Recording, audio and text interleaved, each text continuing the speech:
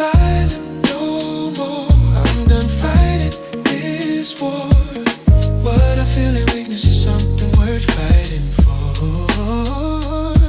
Silent no more. I'm unlocking the door. If strength is being honest, then I'm stronger than before. Jamaal, like number one, like let's just dive into this. Please tell a little bit of, just a little background on yourself. Let people feel like you're in their living room and they can get to know you a little bit, and then we'll dive into some stuff. Oh yeah, just a little bit about me. Born and raised Chicago, Illinois. Grew up on the west side and the south side. Joined the military, did 20 years, and now I'm retired and reside here in San Antonio, Texas. Okay, so when you say 20 years and retired, you make me feel old because you can't be like retirement age. So that Yeah, means I you went. retired 2018. So wow, that's Okay. almost that's 8 years. So yeah, I've been Okay. doing that for a while. So you must have went into the military pretty young. 21. I went in at 21. Okay. I'm trying to do the math. Retired at 41. There you go. All right. Okay. So tell us a little bit about your show. Okay. Silent No More. Where did that come from? Why are you passionate about it? Like, just tell us a little bit about where the show concept came, where it came for you. It came about just kind of over the last 12 to 14 months. Life be life. And so just kind of going through some things and talking to friends and, a lot of people's relationships are, kind of going through turmoil, speaking with a lot of men, and they haven't necessarily had people to speak with. Some of them are stressing. Some of them are suffering with, PTSD, not just military members, but, other folks I know that lost a loved one during COVID, are kind of going through survivor's remorse. So everybody's kind of got something that they're going through out there, but nobody's really talking to anybody. Everybody's kind of trying to deal with it on their own, kind of muscle through with it. And so it's almost amazing that, there's so many platforms out there, but they're specifically kind of geared toward certain demographics. And for with me, I didn't see a lot of stuff because I myself was going through something and currently still going through something, and I didn't have anybody to refer to. And often, we kind of hope and think that friends and family would look out, and it's just a time where people are kind of more not as social anymore. Everybody's claiming to be introverts nowadays. That seems to be the buzzword. And so people are kind of going through things, and they're kind of suffering in silence. So for me, I've kind of gone through my process, and I realized it's like, wow, this really, you look out for people every day. Yeah. You kind of walk through because depending on your lifestyle, you're the type of person, you're a helper, you're a healer. You're always looking to, give advice to help someone out. But then it comes to when you may need something yourself, and you look around and you look to your left and to your right, and it's just you and that person in the mirror. So that just caused me to do some self-reflecting, some self-evaluating, and start putting me in the mind of how can I get out of this. Wow. And so then I'm wondering then once you opened yourself up to the idea, like, because I know for me, sometimes I hear my little whispers from God of the nudge of this is what you're supposed to do. This is where I'm leading you. And I remember telling him one time, like, I think you got the wrong person because that is not something that is in my scope that I'm looking to do. And he's like, no, I will map it out for you, but you got to say yes. So do you feel that when you had these ideas and things were like stirring, did you kind of think you were nuts in the beginning of like, who am I to like start this show, or were you like, okay, I'm going to do it? Did you question it? I questioned it only because one of my biggest fears is being in front of the camera. So I definitely questioned it because of that. I questioned it. I actually tried to get other people involved over the last couple of years, and everybody's like, I don't think so. I pitched several ideas. I've been on so many podcasts and talk shows, and nobody wanted to do it. So I've always kind of been that person that just kind of, if nobody else will do it, I'll do it. And that's also has been one of my greatest downfalls. I mean, you know, that's ego. Man, are you telling me I got ego too? Yeah, yeah. So, but yeah, so that's what kind of led me into doing it was, you know what? I don't need anybody. I don't need this. Let me build something. And then if I build something and people show up, then inadvertently I'll have the people that showed up. Yep. If that makes any sense. Yeah. So if, like they say, if you build it, they'll come. So that was more or less the mindset and the concept.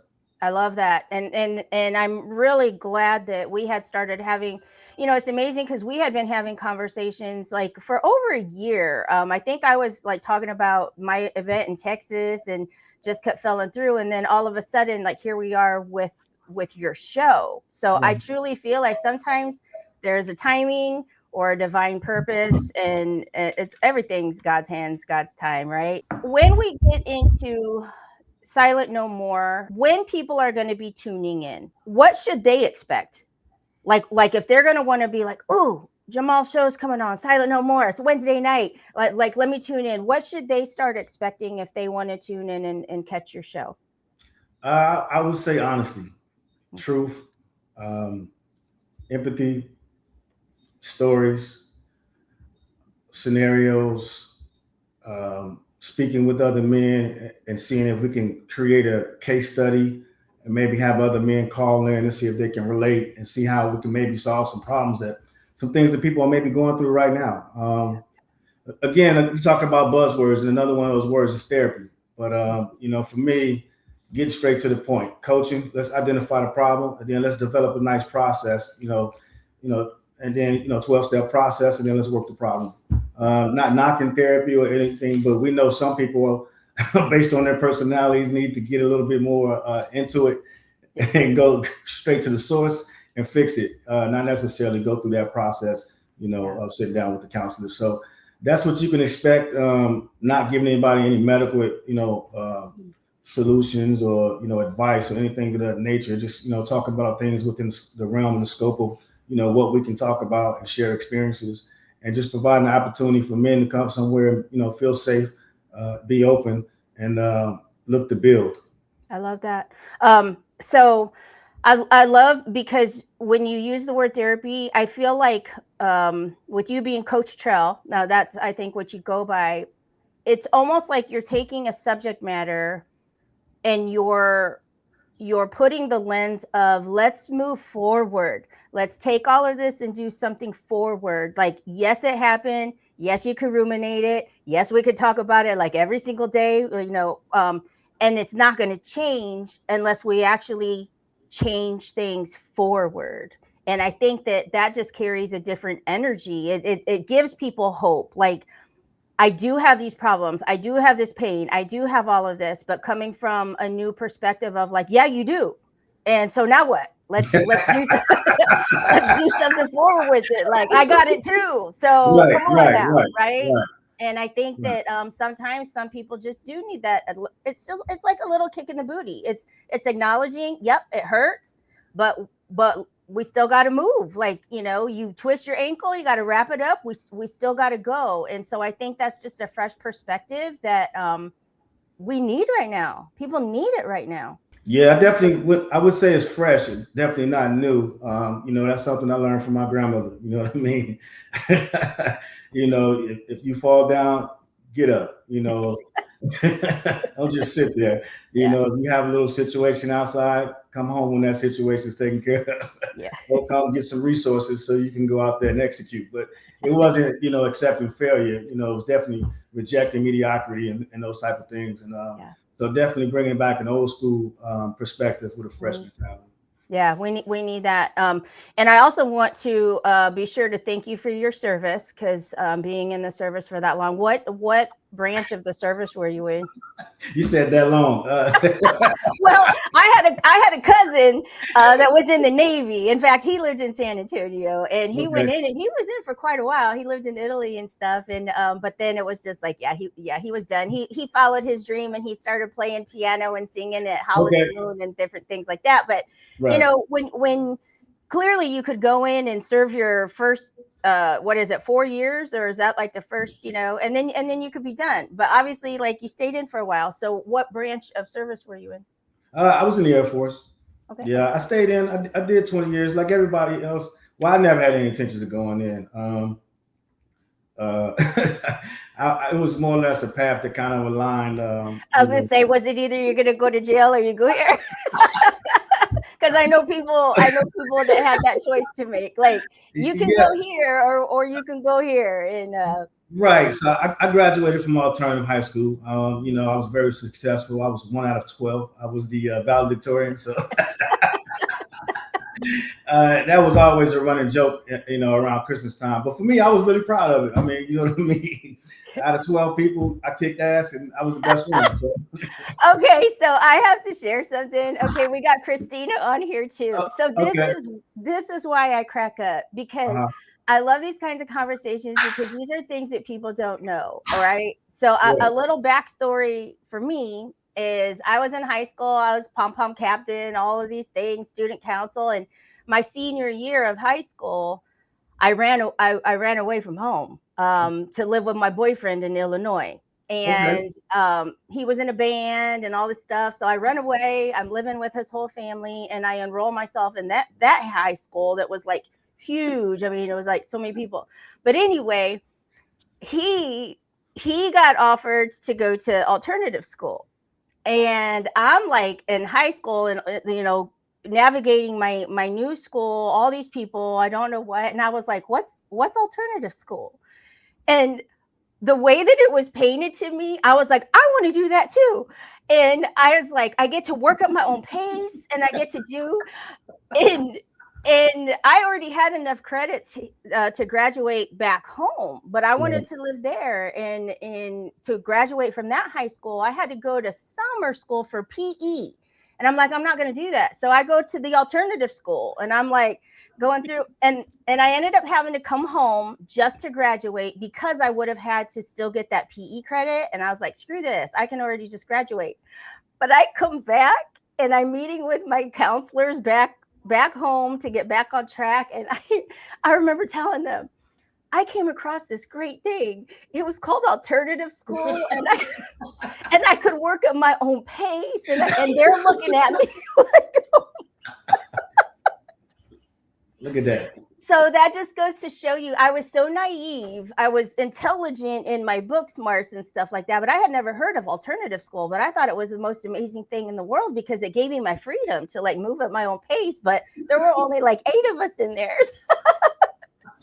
So that's just if anybody's tuning in, it goes to show you, it don't matter where you come from. Right. You can still own your own business and empire someday. So Well, that's what I'm trying to tell them. You know what I mean? So, a perfect segue. So that's what I kind of do now. I just went and spoke at a couple of the universities here in San Antonio, to some of the at-risk youth, and then working with some of the other organizations, and that's what they wanted us basically to talk about was that you still can do something good with yourself.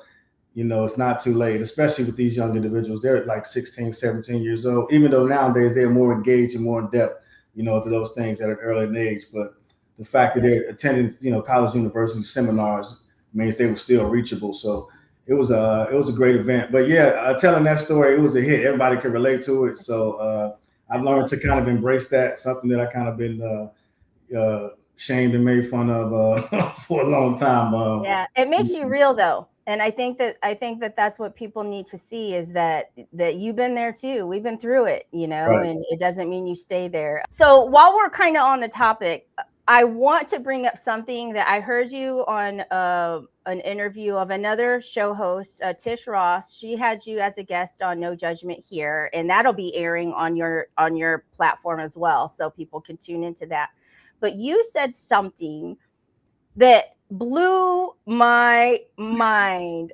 Like, I'm gonna be 52 years old, and I have been playing my sad story violin for all these years, and I have never heard this perspective, and I think that it's amazing, and I want to bring it up. So if anybody that is tuning in out there can relate to the term latchkey kid, back when we were the ones that like branded it, because we were the ones that were coming home and just handling our business, you know, while our parents were working. If you ever felt like you were a latchkey kid, you know, I looked at that not in a bad way. I didn't really think I looked at it in any way. It was just I was home and I'd open up my Chef Boyardee and eat my spaghetti and meatballs, and you know, just there was dinner. And if my mom's watching, love you, mama. It's all good, because once you hear this perspective, you're gonna know why I am why I am. But here's the thing. So you said that when you look at the latchkey kid, let's just call it era, that time, that we were actually developing our own management skills, our own leadership skills, or even strategic, you know, thinking skills, like all of these things. Talk about that for a minute, because I love it. I feel like a genius. Well, I mean, so you have to think about it, and I'll just explain a summer day in my house, because if we went to bed, it was about 2:30, 3:30, 4 o'clock in the morning. We didn't have AC, so the fan was in the window. People were running around the neighborhood. You know, people were in and out the house.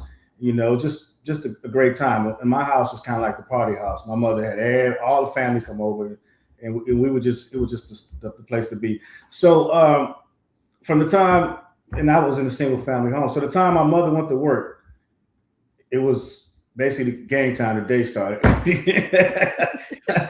You was racing the clock from the time that she was gone to the time, you know, the time she got to the train, off the train, you know, got to the parking lot, you know, drove home. We had it down to a T. The strategic thinking in that, right? So you're talking about logistics within itself, just transportation. You know what I mean? So Yep. you're talking about routes. You're talking about all these type of things, and the developing in the brain, whether good, bad, or indifferent, the process that you're going through. Because we're focusing on the process, you know, not the intentions at that particular point in time. Is the things that we're doing, and everybody had a role. It was all, and just like now, everything was about roles and responsibilities. So whoever got up at a certain time, you took care of X, Y, and Z. Somebody mopped the floor. You know what I mean? So essentially, you can move on to soft skills and soft tasks, you know, in the restaurant era, because, you know, those are positions: janitorial engineer, you know what I mean, administrative assistant. Look at folks, how early we were building our resumes. Exactly, right. Yeah. So that's what I'm saying. Think about the skills, right, that we had, and then depending on as you develop when you went to school, you know, so now you was given, you know, additional skills, and what you did with those skills, and you combine them with the skills in your home, right? But then you think about some people that had two parents in the home, and certain people, they didn't get to do certain things because the parents may have did things for them until they were a certain age. So they necessarily didn't develop those motor skills and those functions, you know, the logistical thinking, you know, the nature versus nurture. Because if you're an older sibling in the home and you got younger siblings, you're making sure you're feeding them, you're making sure they're being bathed. You're doing all the essential skills as a child development center. You're entertaining them, whether you're sitting in front of a television, you're reading them a book, and then telling them to go outside and figure it out. It doesn't matter. You can label that as empowerment. You know what I mean? So it's all about perspective and how you're looking at things. And then when you look at that, I gotta laugh here real quick because I just envisioned like two siblings, like one babysitting, fighting, and he's like, "Hey, just sit down. I'm empowering you right now." Right? Or but think about it. You see the memes and people give the third kid the remote that's not plugged to anything, right? You had to be creative and ingenuitive to come up with something to entertain that person, even though they're not connected to anything else, but they feel a part of the team. So it just says the way you grew up, it was all about structure, design, teamwork, team building, cohesion. And you look at everything now, it's all individualized. And it's at the same time, it was happening simultaneously, because you look at the music. The music from back then was independent. It was all about it, nobody needing anybody. Everybody kind of doing things on their own. So as we were developing and learning those skills, we would go and listen to the auditory learning of deprogramming everything that we were learning. So it's kind of crazy when you look at the balance and the duality of what was going on in that time frame. Yeah, and it did, like, it really just blew my mind. I really feel that that is such an amazing perspective, because I don't think, I mean, maybe people have seen it that way before, but I know I had never heard that. I had never looked at it from that viewpoint until I was like watching your guys' show, and I'm like, OMG, that's like freaking amazing. But it's true, you Yeah, know? It's yeah. true. I remember I had my first job. My parents were entrepreneurs, and so I grew up in the restaurant business. And while my young friends were playing dolls and school teacher and house and all these things, our downstairs basement had like an 8-seat bar. Like, it was a legit party house. It was, and I'm like taking all the glasses, filling them with water, and I'm like, we are playing bar today. And that was just kind of my skill set. I learned how to like serve you, take your money, and what else do you need? So it's just amazing at what you pick up, and you don't actually realize that that's what it is. And I think we have lost that. Like, Yeah. we kind of have lost that, because everything is handed, everything is digital, everything is instantaneous. Like, you don't really have to think for yourself much anymore, you know?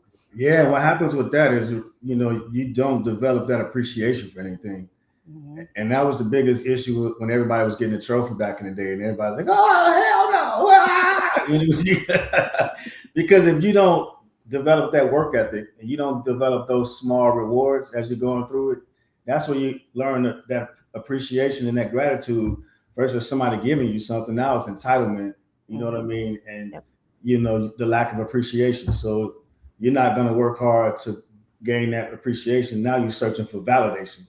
You know what I Uh, mean? So yeah, and yeah. that's the world we live in now with the likes and the, Mhm. people being able to unfriend you or no contact as they call it now. Is then that becomes we start getting into those gray waters of narcissistic personalities because Mm. essentially we're breeding narcissists, in America and everywhere else, but America first because of the way everybody's personality we're the best at everything, we're the best military, best sports, best, and everybody individually thinks they contributed to it. And some people just Or the best because of me. right.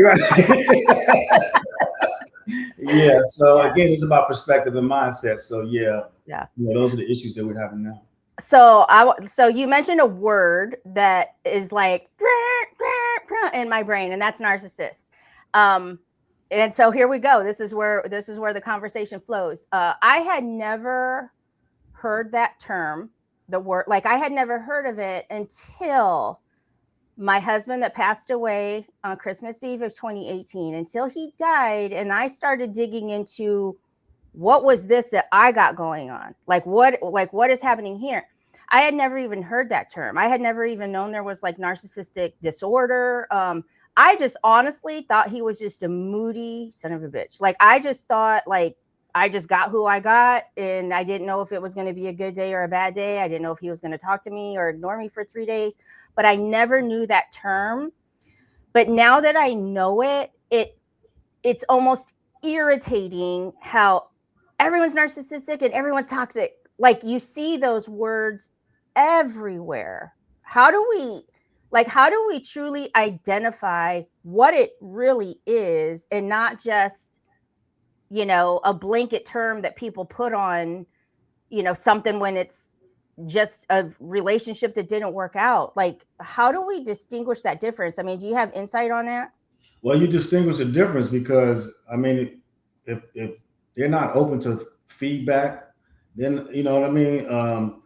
So there are signals. Like, there are What? Yeah, uh I mean, so if you pull up, what the signals of being narcissistic is, just like anything else, is if somebody identifies and says, "Hey, you're exhibiting those symptoms, signals, red flags, whatever it is jargon and terminology you're going to use," and if that person is refuting it or not even open to listening, then I think you can probably dig a little deeper and go further. But because, like I just said, a lot of people, just by nature of who we are as people in America, naturally exhibit it. If you yeah. play in a sport, if you were in the military, I mean, it's a way of thinking that you have to have in order to be successful in what you do.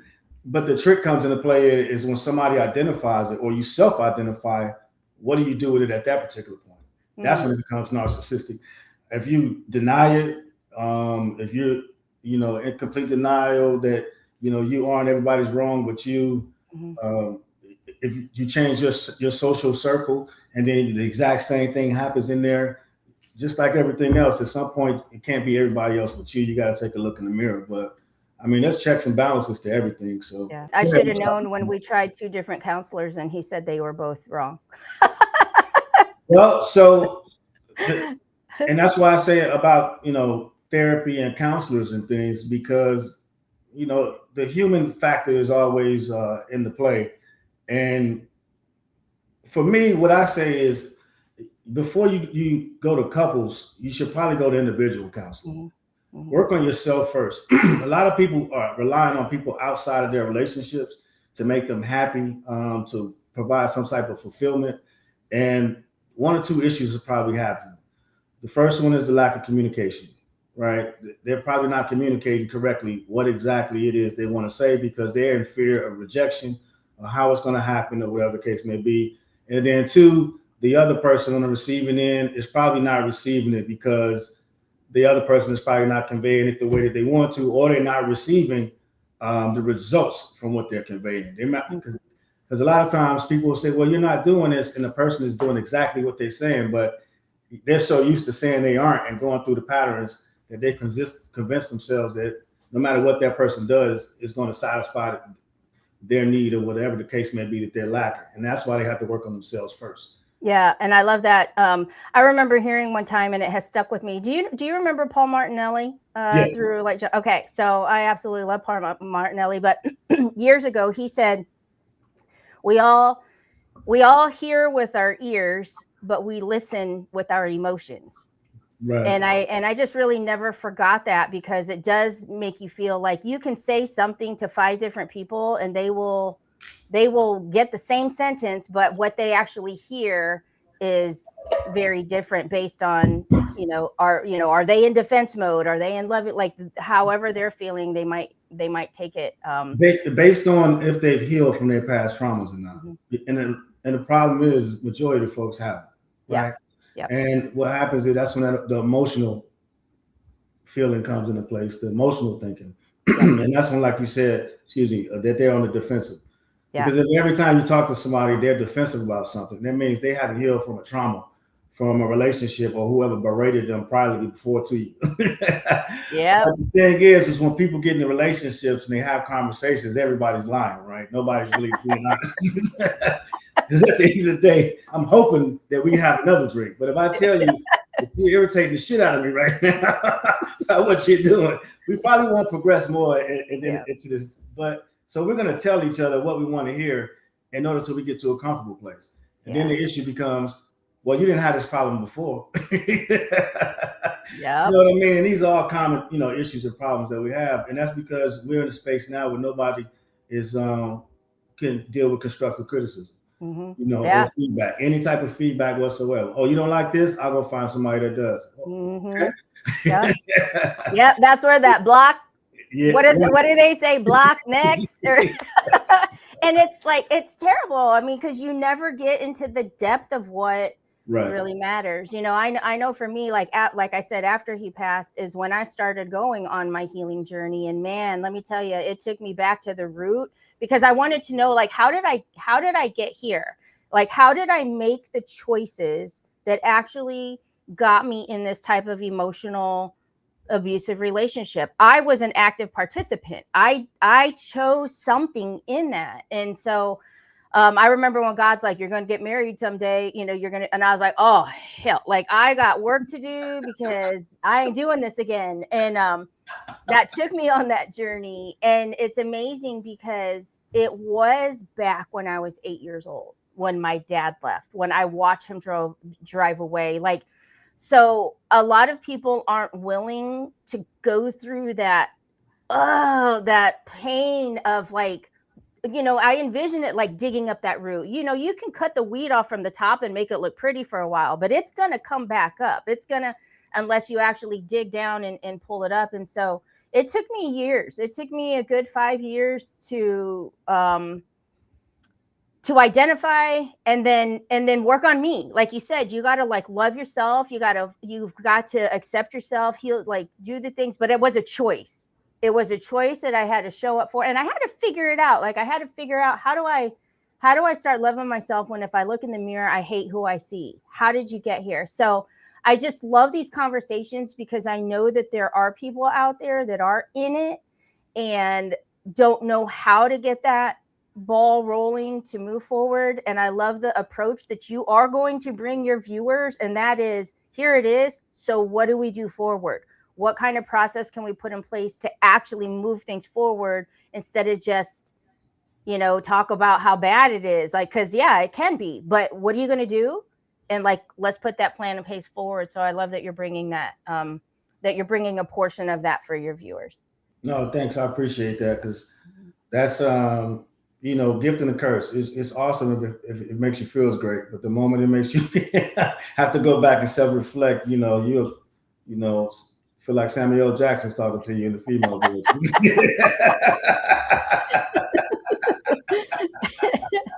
Yeah.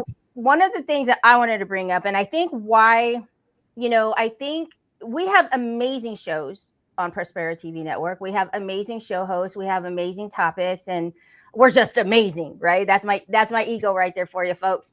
But why I feel that this is really important is I have two sons, and right now they're going to be 21 and 25 this year. They will turn those ages. But through all of those years that I was in my shit, like that I was shut down in my own stuff, I was there, but I wasn't. And so when you talk about like those development skills that, I overcompensated to do things for them, thinking that made me feel like a good mom now. Like, you don't have to do your laundry. I got it. You don't have to do that. I got it. Like, let me take care of you, because I know for a while I mentally checked out. And now it's kind of like, are they self-sufficient? Are they going to do this? Now they struggle with certain things. So when you talk about like mental health, talking about this topic, I know my oldest son,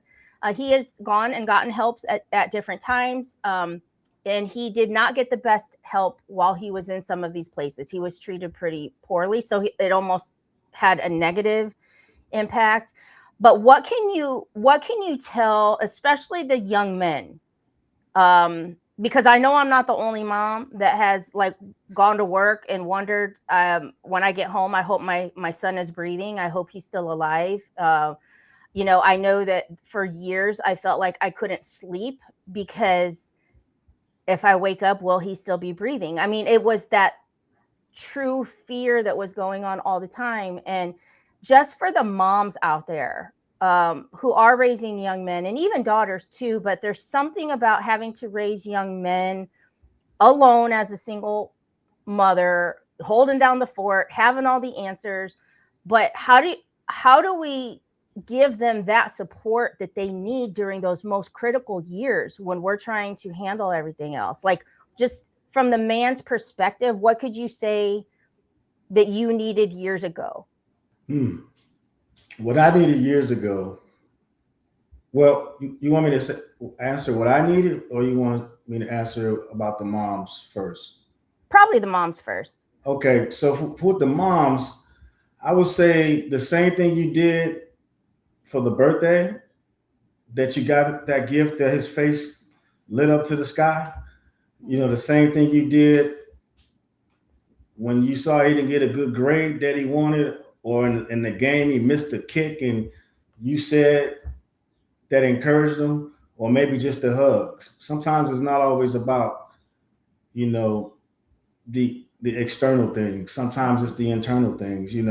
Sometimes young men just want a hug and I love you, right? So let's start with that. And so then going from there is maybe just having a conversation. I think in so many situations, we look past the simple things, just really being sincere and showing some empathy, and just trying to have a casual conversation, not being the super mom, the rah, rah, rah, I think we watch too much TV sometimes where we think you have to be these superheroes, and sometimes you just have to be the best version of you, Mhm. right? And that starts by identifying and understanding which version of you that they may enjoy. Yeah. That way, when you go into engage and have those conversations, you can present that best version of you. Or Yeah. as you see things that may not be going in the right trajectory, you can be more proactive versus reactive, if that makes any sense. Yeah. There's a lot of times we try to fix things after the implosion. And by that point, you're picking up, debris, and you're trying to figure out what the hell. And it's a little too late at that point. So Yeah, you're collecting all the pieces, trying to right, figure out right. what happened. Yeah. So at that point, I would definitely say that to the moms, you got to be more proactive than reactive. Once you start seeing the signs, identify with it, and then make the appropriate calls. And sometimes it's okay. Call a friend, an uncle, or, a brother-in-law, or a coach. Look me up. Yeah. That's Yeah. what we come into play is because you as a parent, you can't fix all things. Some things you just won't be able to understand, as a mom talking to a young man. And it depends on what stage in life that individual is going through. You know what I mean? So Yeah. expectation management, you can't fix and do all things. Some things you just can't do. No matter what they say in the theme songs and all that other shit that's going on out there, sometimes you just gotta find a man. What? A young What? man to do something. What is this gibberish you're saying? Sometimes you gotta call a man. I mean, that's what it is. And that's where the So, ego comes into yeah. play. That's where the ego comes Yeah. into play. Just like we talk to men, Yeah. sometimes, mom's got to put the ego to the side, and if dad is still around or when dad is doing positive things or find, a healthy, male to have a conversation and establish a dialogue and a relationship. Even if Yeah. that's reaching out to your local boys and girls club, mentorship, VFW, or whatever the case may be, all seriousness is, Yeah. there's plenty of organizations and stuff that's out there. Yeah, and I love that you say that because one of the things that I like to talk about is when you have had to be the one, pick up the pieces, handle this, do that. Like as women, we are in our masculine energy, and that's already off balance. Like we should not have to live in that space, and so it does make it extremely difficult because our thing is, I got it, I'll figure it out, I can handle it, I can do it, I don't need any help, and I'm trying to carry the couch by myself, but I got it. Right. I'm under 5 feet, and it's just a thing that we have. But what I can say, to the moms that are listening is one of the things that I am most proud of is that we did keep the conversation very open. It was very real. It was very raw. They knew that if it was 2 a.m. and they needed talk down, they could knock on my door. They could say, "Hey, Mom, are you awake?" And whether I was or not, I was now. Like we're going to talk about it. And the other thing is, in our home, suicide wasn't a bad word. We talked about it. We talked about every angle of it. And some people are like, "Oh my gosh, how could you even talk about suicide?" And it's like, how could you not? Right. Like this was something that we were actually really dealing with. And to the moms out there, when it is excruciating, there were times that I even did call the cops on my son because we could say, "I don't know how to help you right now. Like, I don't know what else to do." And he was saying, "I don't know what to do because I'm not in a good place right now." And so it was like, yeah, call the cops. I mean, we were that vocal and aware, and it was the hardest years, but they were also the most beautiful because I do feel like we connected on the most real, like the real form of we're navigating this, and it's hard as hell, but we can look back and he's in a better place. Both of my sons are actually in much better places now, but you look back at this chunk of time and sometimes you just want to lose hope. And so I think to the moms out there, we talked about it. And there was no shame.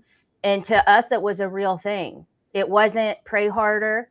Yes, we did need to pray, but that wasn't the answer. He needed something else. And there was just a lot of shame and blame comes in that too. So to me, it was like, just don't lose hope. And and realize it is here. Like it's a thing we have to deal with. We can't shove it under the rug. We can't pretty it up and, make it look like something it's not. This is what it is, and it sucks. And I think opening the conversation on that, I would love to see conversation open up on that. Whether you invite me to be on your show a time or two, but I just think from the mom's perspective, like unless you have a clue, you really don't have a right to an opinion, man, because you don't know what it's like, and that's hard. It's hard. I would just say, and I totally understand what you're saying, but I would just say before you say you don't have a right to opinion, I would just say, again, it just goes back to being open minded. No. Maybe. That's for all them. That's for all them. They can all be that. That's what I'm saying. Okay, I'll talk about that on my show.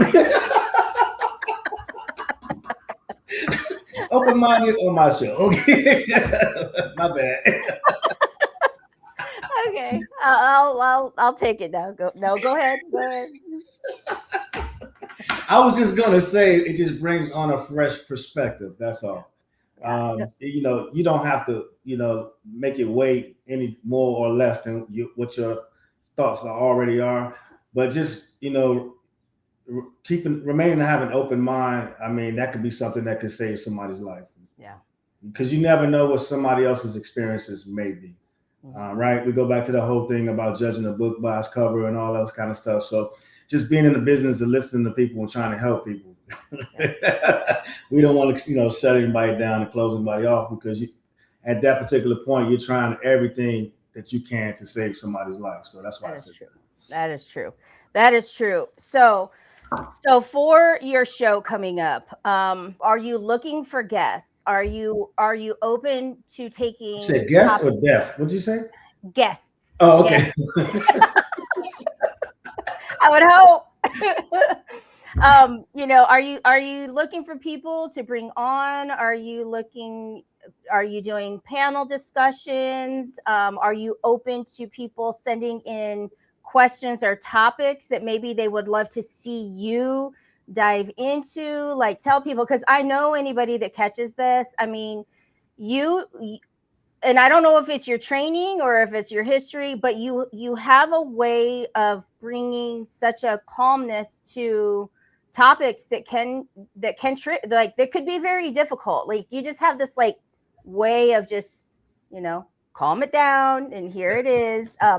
And we, like, some of us need that, right? And so I think, like, are you open to people sending in questions or topics that they would love for you to pick apart or invite them on? Like, kind of tell people what you're looking for your show. So I'm open to all the above. I would definitely like to hear from anybody's perspective, a man or a woman's perspective, and then just maybe create like even a scenario or a case study, and invite people to chime in, and we just kind of walk through it and talk about different perspectives and points of views, because I think that's the best way to kind of engage and get people to share. I've tried posting on social media. I've tried all that, and men, they're just out there. Nobody posting or saying anything. I've had some wives next door app, send me some. Hey, my husband wants to join your group. It's like dropping them off at the park, right? Hey man, you got some shoes? Yeah, you know what I mean. So, I'd be like, I'll be back to pick you up. Right. She's going to Costco. She's dropping them off with me. Like, okay. He's in the corner not talking to nobody. Hey man, I guess you just won't get what you put into it. Yeah. And that's really what it is. And I just want to provide a safe space and an opportunity.